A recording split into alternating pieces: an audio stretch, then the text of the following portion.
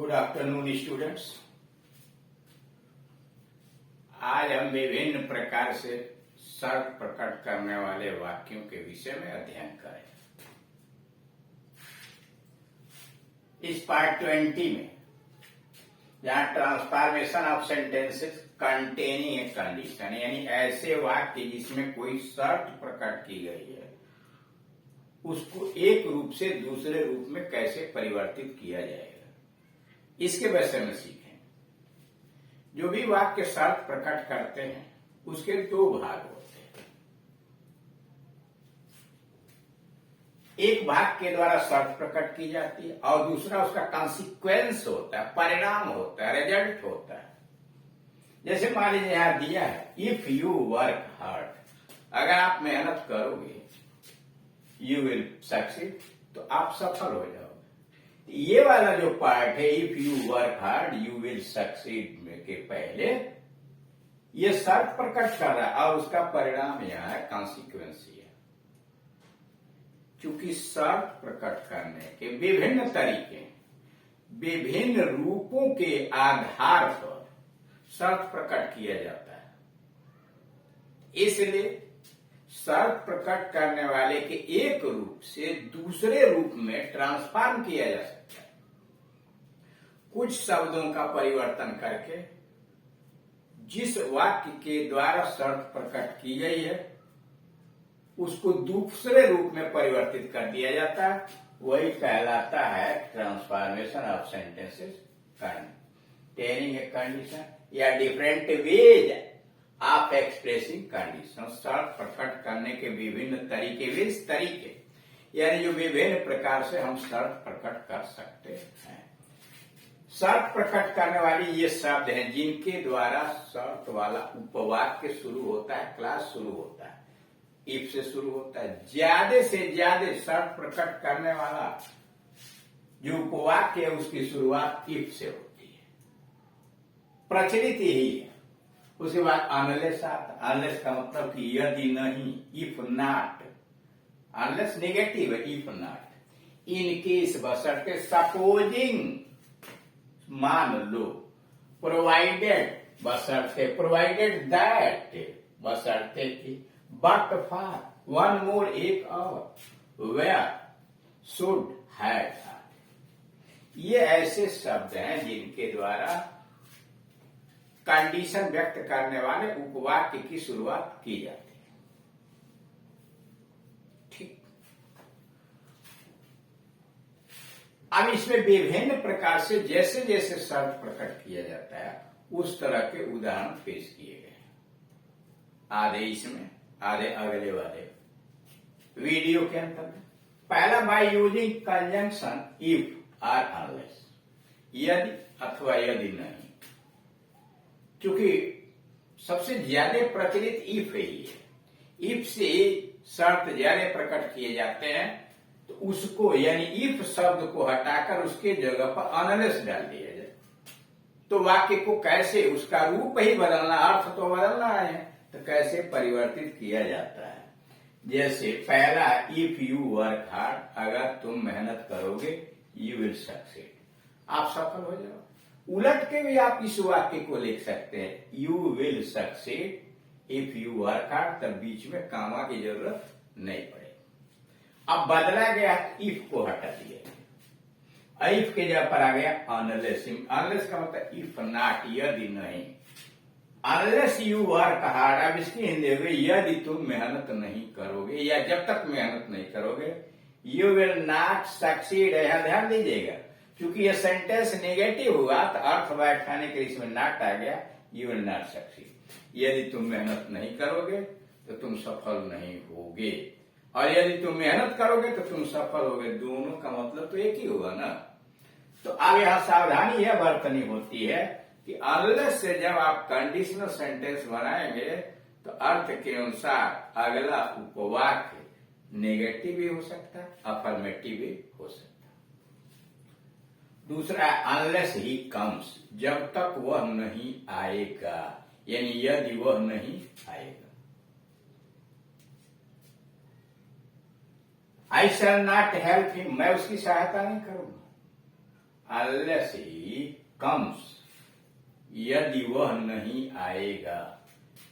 शर्त प्रकट करने वाले वाक्य की एक विशेषता होती है कि शर्त अगर फ्यूचर टेंस में व्यक्त की गई है तो जिस उपवाक्य के द्वारा शर्त प्रकट किया गया उसको फ्यूचर इंडिफिनिट टेंस में नहीं लिखते, प्रेजेंट इंडिफिनिट टेंस में लिखते हैं। इसलिए यह लिखा है इफ ही कम, और दूसरे वाले में विल शैल का प्रयोग करते हैं।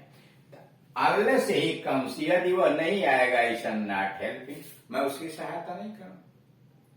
मतलब if he does not come, अगर वह नहीं आता है, I shall not help him, unless को हटाकर इफ लगाया और डज नॉट लगाकर प्रेजेंट इंडिफिनिट टेंस का नेगेटिव बना दिया। If he does not come, I shall not help him. और इसी को कोई ऐसे भी लिख सकता है, इफ ही कम्स, यदि वह आएगा, I shell help him, not हटा दिया, if he comes I shell help. अब दूसरा नियम, इफ को छिपा दिया जाता है, यानी इफ को हटा दीजिए वहां से। जैसे if you speak the truth, अगर आप सत्य बोलोगे, आई शैल पार्डन यू, मैं आपको क्षमा कर दूंगा।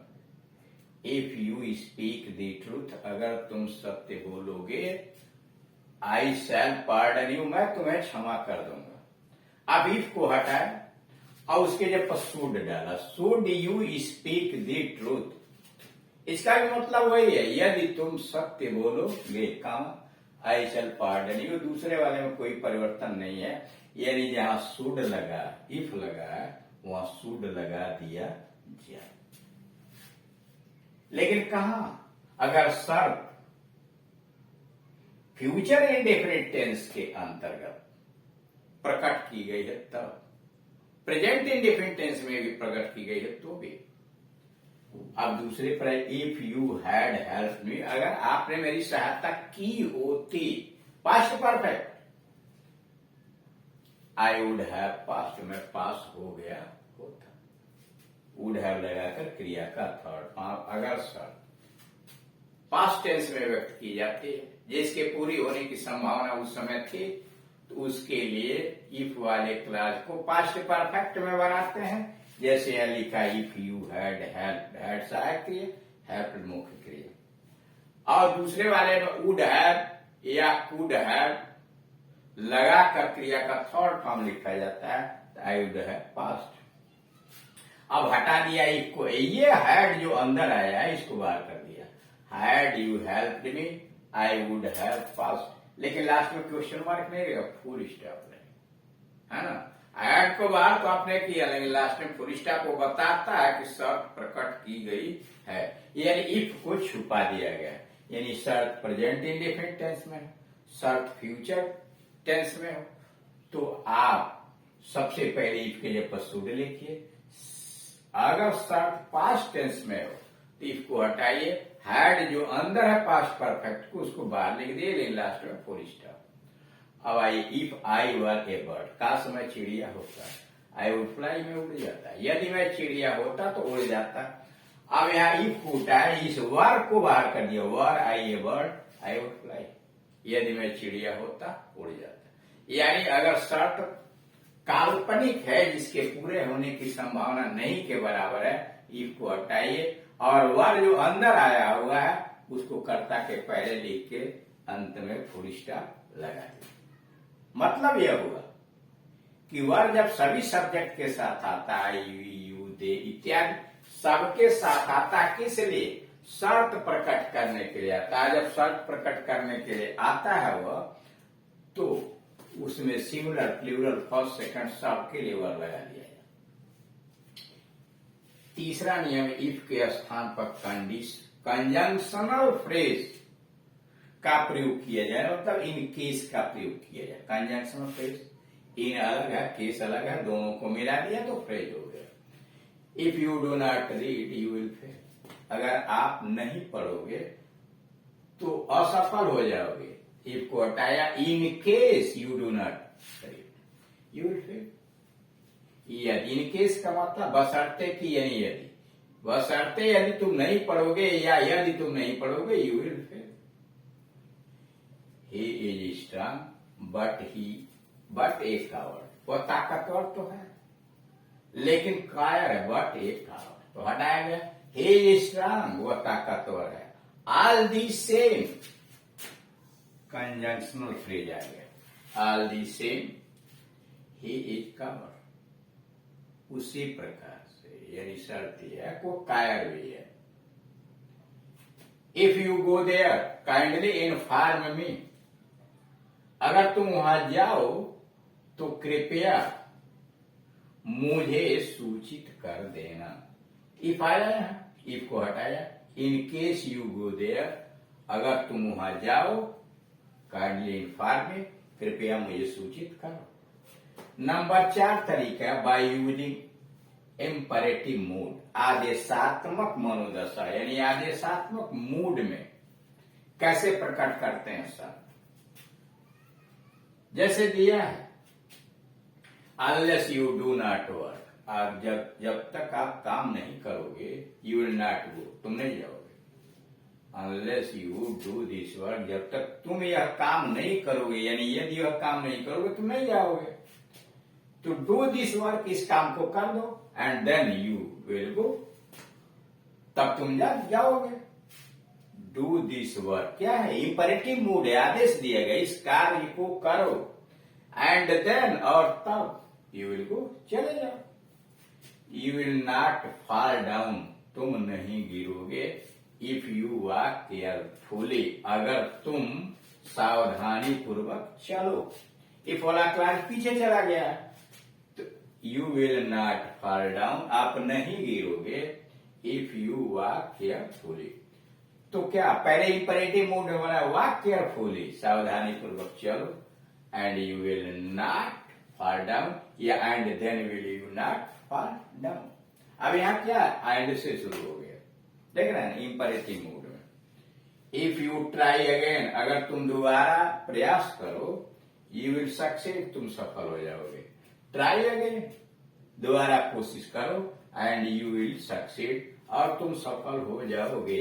यह शर्त इंपरेटिव मूड में प्रकट की गई है। तो इस तरह से आप देख रहे हैं कि शर्त प्रकट करने के विभिन्न तरीके हैं जो कंजंक्शन यहाँ डाल दिए गए हैं कि इफ से, अनलेस से, इन केस से, supposing, provided that, but for, one more, and, were, should, had आदि ये ऐसे शब्द हैं जिनके द्वारा कंडीशनल सेंटेंस शुरू होता है। इस वाले वीडियो में मुख्य रूप से क्या बातें आई, इफ को हटाया, वहां अनलेस लगा दिया, देख रहे हैं, और शुड का, हैड का, वर का प्रयोग करके इफ को हटा दिया।